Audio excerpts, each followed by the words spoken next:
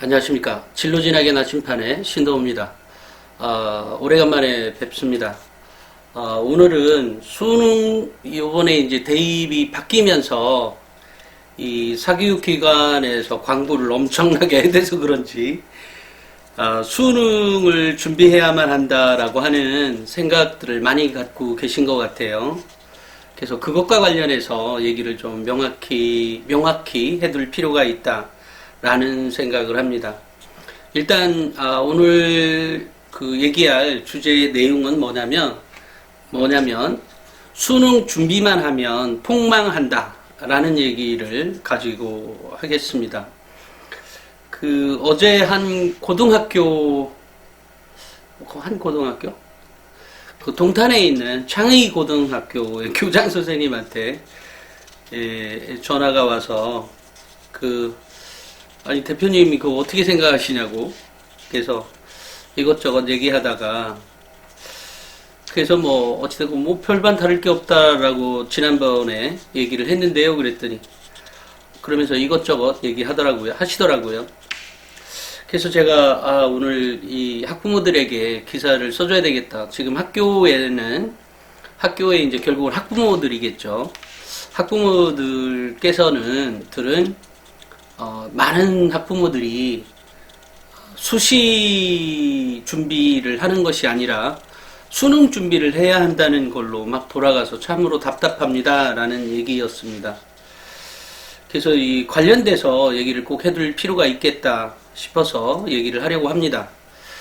먼저 이번에 대입에서 이번 이제 교육부 발표한 내용에서 크게 세 가지가 있는 거죠. 하나는 논술 전형과 학종을 합쳐서, 학생부 종합 전형을 합쳐서 45%가 되는 대학들 16개 대학을 집어서 이들 대학에는 정시 40%로 선발을 해라 라는 얘기였죠.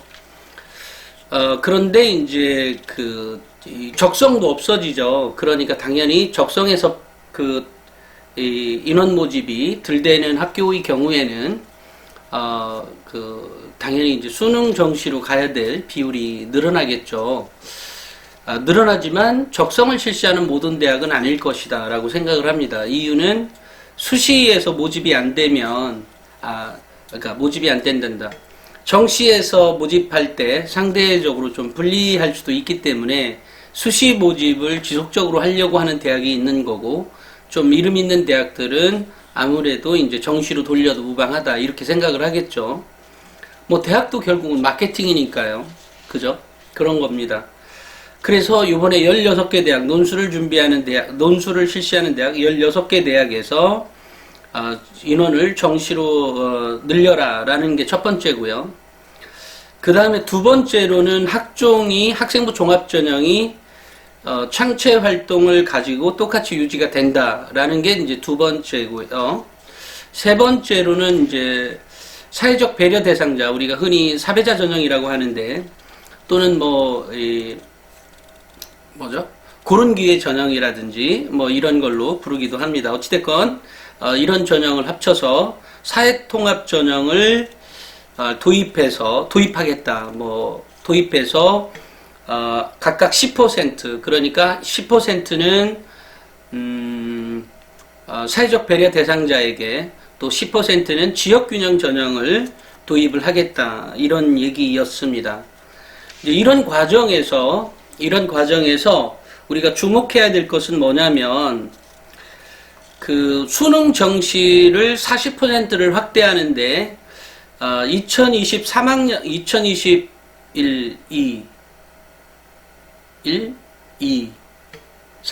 그러니까 2023학년도까지 조기에 좀 완성을 해보겠다. 원래는 2024학년도에는 40%로 이제 못을 박았던 거죠.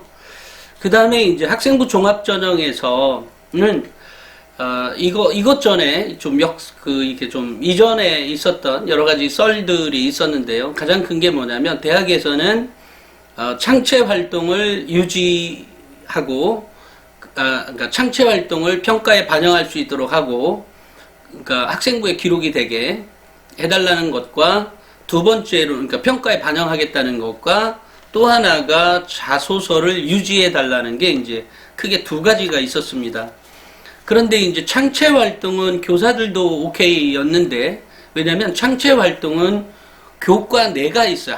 그 교육과정이라고 부릅니다. 학교의 이제 그 전체 구성을 교육과정이라고 하는데, 교육과정 내에 있는 것들은 당연히 반영을 하겠다라고 해서 창체 활동이 유지가 되는 건데, 자기소개서는 대학은 요청하지만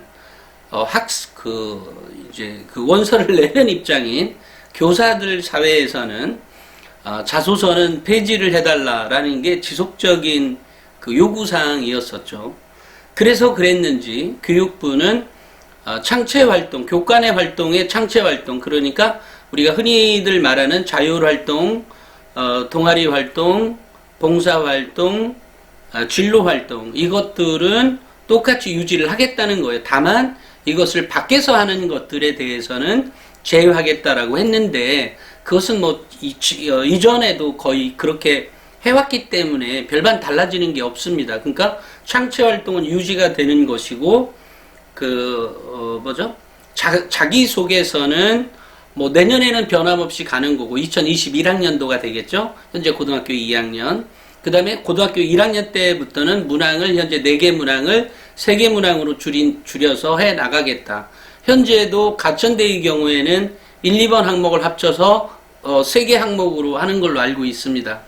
그러니까 그렇게 바꿔나가겠다. 또 하나는 이제 한양대의 경우에도 자소서가 없죠. 근데 자소서는 두 가지 다에 해당하는 것 같아요. 무슨 얘기냐면 기간을 먼저 얘기하게 되겠네. 자기소개서는 내년에는 변함없이 가는 거고, 내후년도 그러니까 2022학년도 현재 고등학교 1학년과 현재 중학교 3학년의 경우에는 자기소개서의 항목을 줄여서 나가겠다는 얘기고, 2024학년도 현재 중학교 2학년의 경우에는 자기소개서를 폐지하겠다라는 겁니다. 그런데 이제 이 자기소개서를 하는 기준에 보면, 평가를 보면, 대학에서는 학생을 이해하기 위해서 자기소개서가 필요하다라는 측면이 있죠.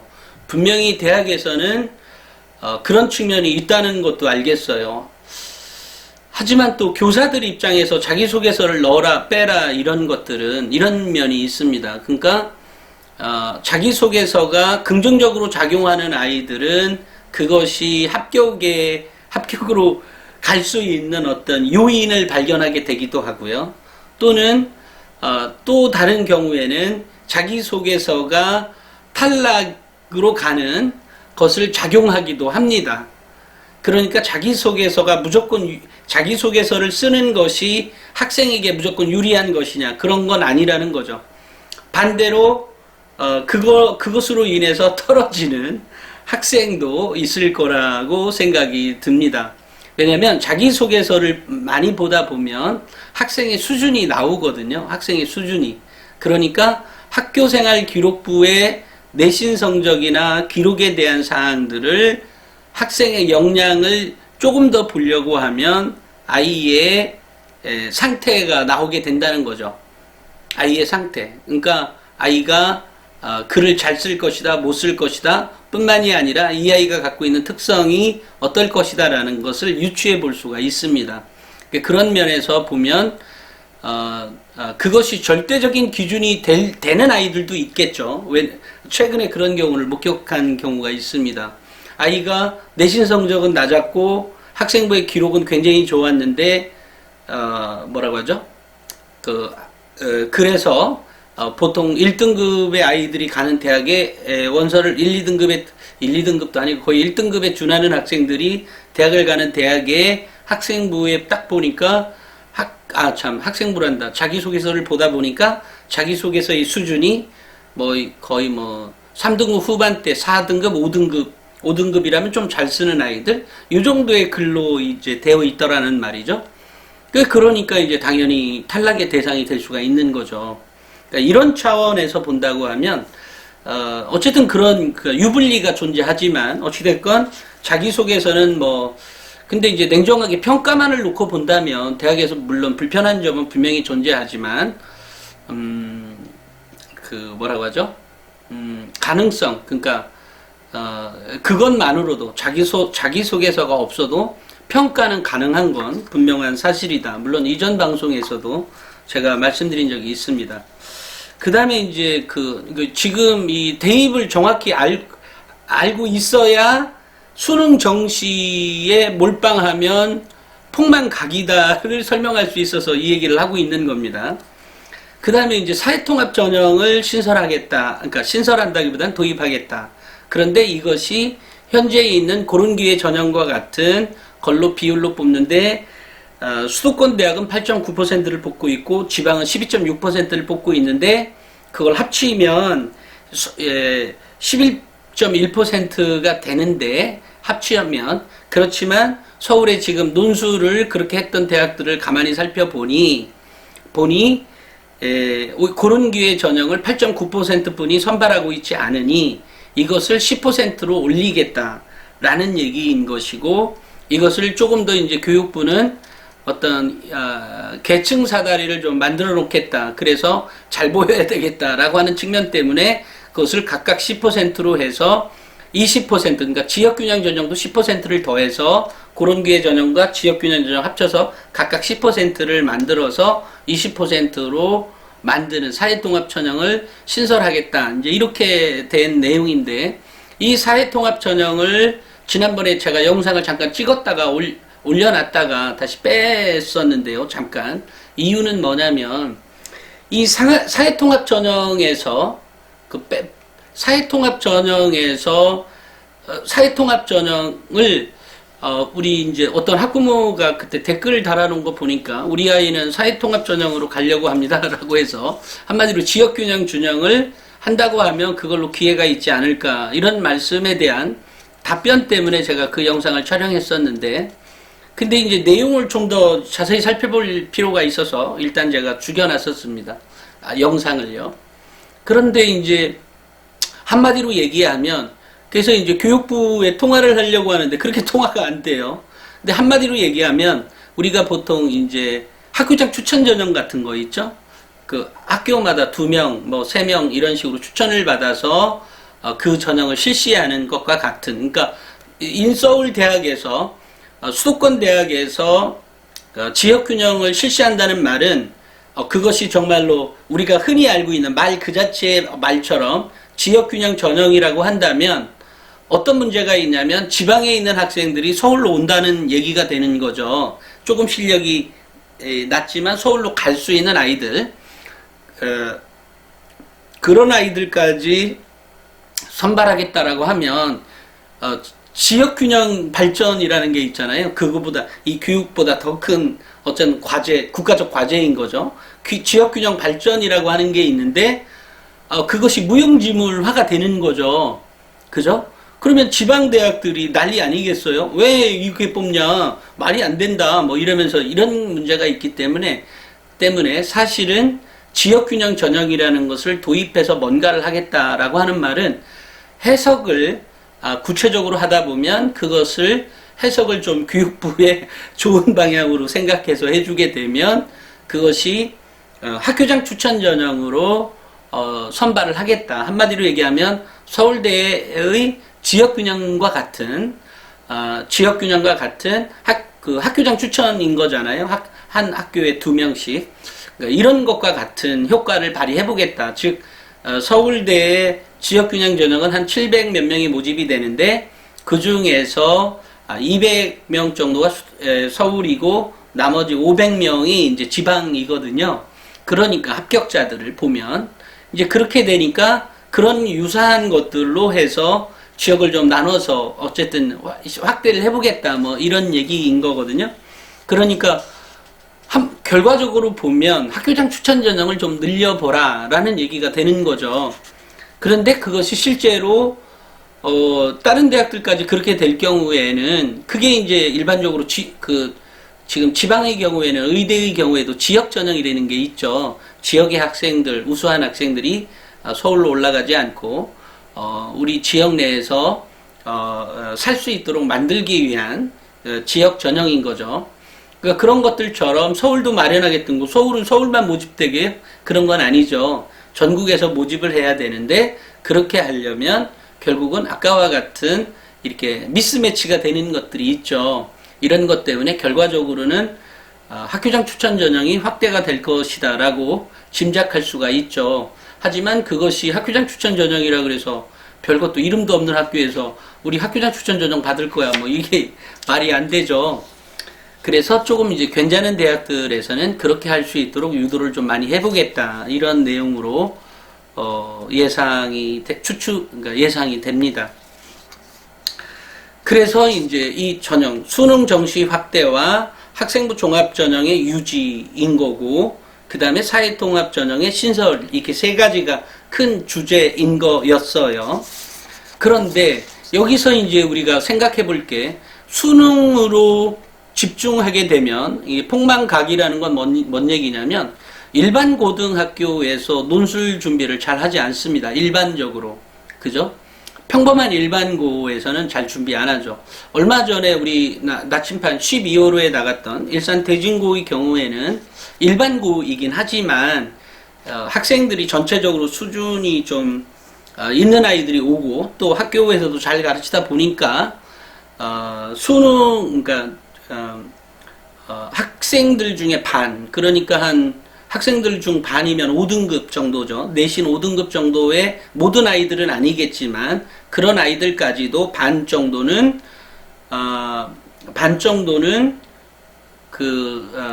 모의고사 그러니까 수능 3등급을 받고 있다는 얘기거든요. 하지만 일반고에서는 그러면서 그 학교는 논술로도 대학을 잘 갑니다. 그리고 학교에서는 논술을 가르치고 있지 않아요. 이제 그렇다고 한다는 것은 아이들이 논술 준비를 따로 했다는 얘기가 되는 거죠. 혼자서 인강을 했든 뭐가 됐든. 하지만 혼자서 인강을 한 아이들도 분명히 존재하겠지만 다수의 아이들은 학원을 다녔을 가능성이 많죠. 그렇죠? 그렇습니다. 다시 말해서 무슨 얘기냐면 평범한 일반고라고 하면 결국은 논술 준비가 안 된다는 거죠. 논술을 한다는 것은 곧 수능 체제를 또 맞춰진다는 얘기가 되는 거죠. 그죠? 그러니까 이렇게 된다면 수능 체제를 요번에 16개 대학들을 보면 서울여대도 들어가 있던데 문과의 경우에 2개 영역이 5등급인가? 3개 영역에 7등급, 3개 영역에 7등급 정도. 그 다음에 3개 영역에, 이과의 경우에는 뭐 3개 영역에 8등급이었나? 이렇게 가는 거니까 결과적으로 수능 체제를 그 정도로 맞추면서 논술을 해서 성적을 올릴 수 있는 학생들은 일반적으로 일반고에서는 잘 볼 수가 없는 학생들입니다.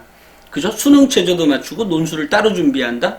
근데 이 학생들이 그냥 수능으로만 준비하면 좋겠지만 수능으로만 준비하면 그 대학을 못 가기 때문에 논술을 준비하는 거잖아요. 그죠? 그런 겁니다.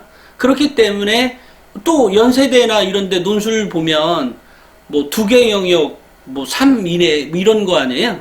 그럼 1등급 1.5등 그러니까 1.5등급 이내여야 되는 거 아니에요? 그죠? 2개 다. 그러니까 이렇게 되다 보니까 이렇게 되니까 결국은 수능을 준비할 때 살짝 부족한 아이들이 논술을 해가는 거거든요. 그죠? 또 글도 어느 정도 쓸 줄 알고 이렇게 될 때 그러면 이제 이것들이 변해서 다시 수능으로, 그러니까 수능으로 논술을 하지 않고, 논술로 모집하지 않고 수능으로 모집한다는 얘기가 되는 거니까, 결과적으로 보면, 평범한 일반고에서 평소에 논술을 준비하지 않았던 고등학교에게는 수능이 이번에 40%로 확대된다고 해서, 그래서 그 기회가 그 학생이 가지 않는다는 얘기죠. 그런 겁니다. 그런데 논술이나 수능이나 공통점이 있어요. 뭐냐면 가능한 한 대도시의 학생들이 유리하다. 그 다음에 그 주위에 학원가가 있는 학생들이 유리하다. 이것은 수능과 논술에서 공통적으로 찾아볼 수 있는 이 합격자들의 분포의 특성입니다. 다시 말해서 일반고가 지금까지 논술을 준비하지 않았던 고등학교가 논술을 한다. 물론 이제 아주 특수한 고등학교가 있어. 지금도 최재규 선생님인가? 서천 보령? 서령 고등학교? 충남에? 그 최재규 선생 까먹었습니다, 이름이. 근데 그 선생님이 있는 학교의 경우에는 논술로도 가는 지방의 학교인데, 뭐 최근에는 제가 통화를 안 해봤어요. 저도 바쁘고 그 선생님도 바빠서 그런지. 근데 그런 학교처럼 아주 예외인 고등학교가 있죠. 그렇다고 그 애들이 상당수 뭐 굉장히 A급 대학만 가는 건 물론 아니고요. 논술을 실시하는 대학 30몇 개 대학이 있는 거니까. 어찌됐건 이제 논술로 갈 수 있는 아주 특이한 케이스를 제외하고는 나머지 나머지 고등학교의 경우에는 이번 수능이 이렇게 40%로 확대됐다 그래서 그 혜택이 자녀에게 돌아가지 않는다라는 겁니다. 그러니까 수능이 확대되면 당연히 재수한 학생이 유리한 거고, 대도시의 학생들이 유리한 거고, 현재까지 논술을 준비하지 않았던 대다수의 고등학교는 논술을 준비하지 않을 겁니다. 논술로 예를 들어 10명, 20명 가는 고등학교가 있다면 당연히 그 고등학교는 논술을 준비하는, 물론 뭐 학교가 준비를 해주든 해주지 않든 간에 그 정도의 레벨이 있는 학생들의 고등학교는 매우 특이한 경우죠.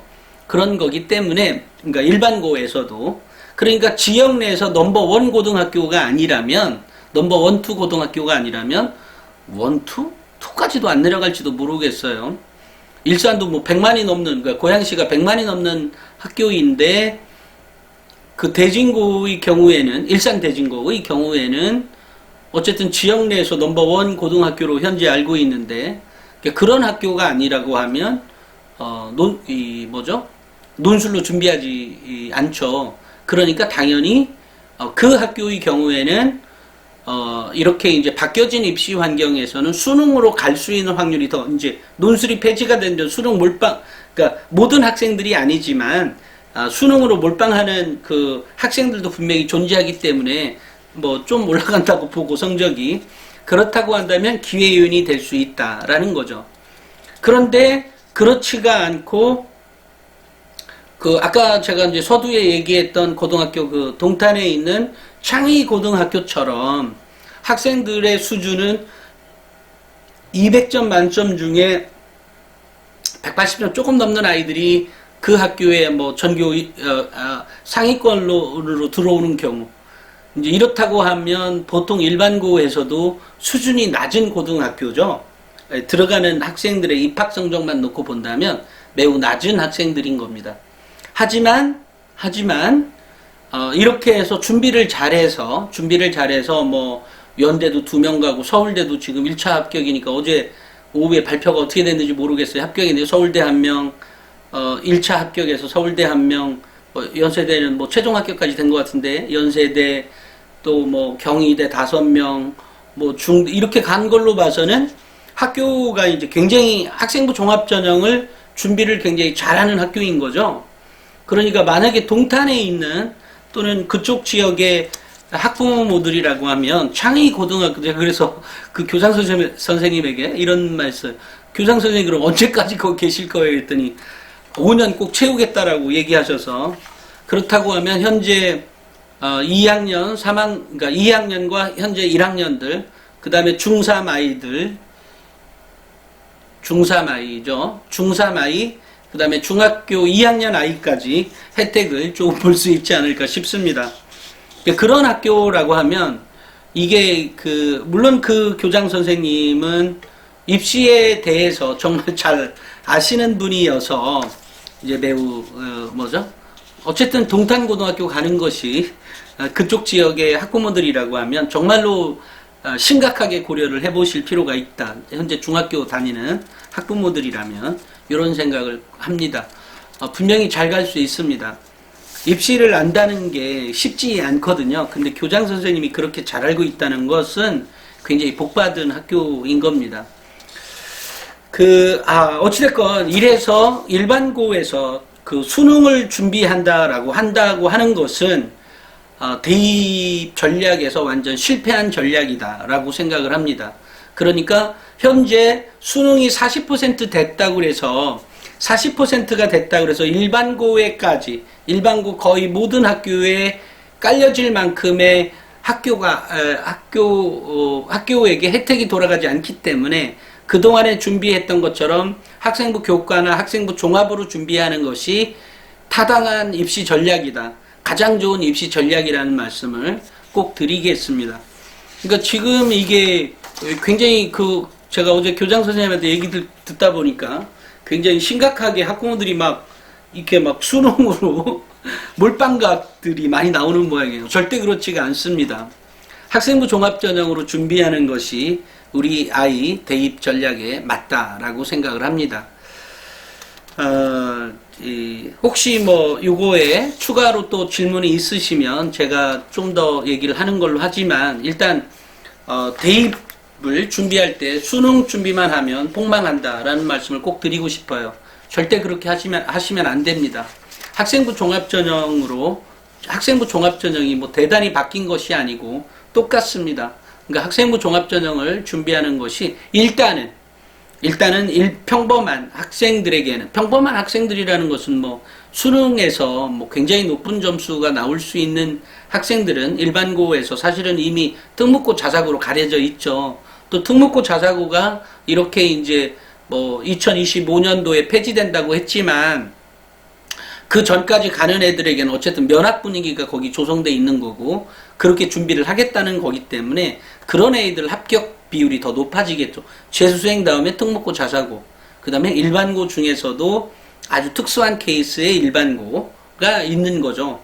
평준아이든 비평준아이든 이런 경우가 아니라고 하면 나머지 학교의 경우에는 학생부 종합전형을 준비하는 것이 최고의 입시 전략이라는 말씀을 드리겠습니다. 그렇기 때문에 우리가 지금 제가 왜 썼던 명문대 합격생 학생부 대공개에 나왔던 그런 것들처럼 기록하고 또 그 기록이 요번에 제가 지금 쓰고 있는 게 이제 그러니까 올해죠. 올해 내내 제가 강의하고 또 교사 선생님들 대상으로 하거나 또는 학생들 대상으로 했던 강의들 중에 이거를 몰라서 이게 안 되는구나 싶어서 지금 만들고 있는 학종 절대 법칙이라는 책이 이제 지금 이제 내년 1월 1일부터 판매를 할 예정인데요. 지금 선 주문을 받고 있는 걸로 알고 있습니다. 근데 어찌됐건 우리 학부모님들께서 명심해야 될 것은 뭐냐면 입시를 준비하는 거에 남에게 휘둘리지 않았으면 좋겠습니다. 그리고 다른 입시 기관들에서 나오는 내용들에 휘둘리지 않고 학생부 종합전형을 준비하는 것이 대입에서 성공할 수 있는 최적의 모델이라는 말씀을 다시 한번 꼭 드리겠습니다. 오늘은 여기까지 하겠습니다. 감사합니다.